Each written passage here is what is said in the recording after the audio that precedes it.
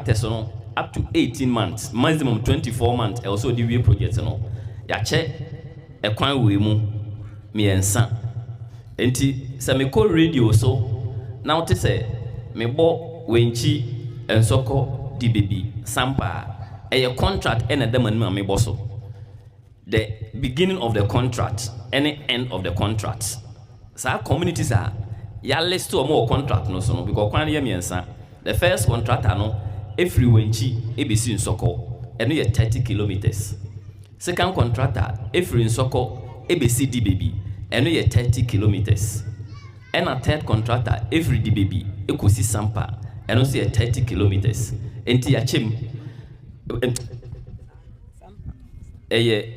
free di baby ekosi sampa and also 30 kilometers. And this is what is about ensoko wenchi sekwa wenchi ensoko di baby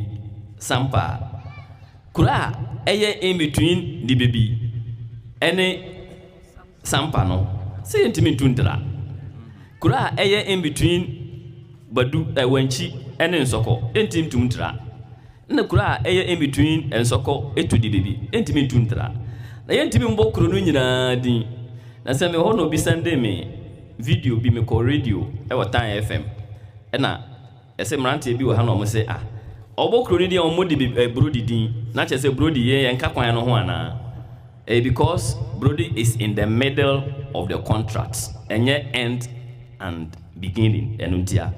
entinana ya chem miensa for contractor for miensa se ne be ya omo nche bebre e wo kwan no so enti me hye mo bo se afi 2026 ya frasie enche kura ni manimu ya contractor no ba be frasie na why ye kwan no ede tuntum agu so saa kusi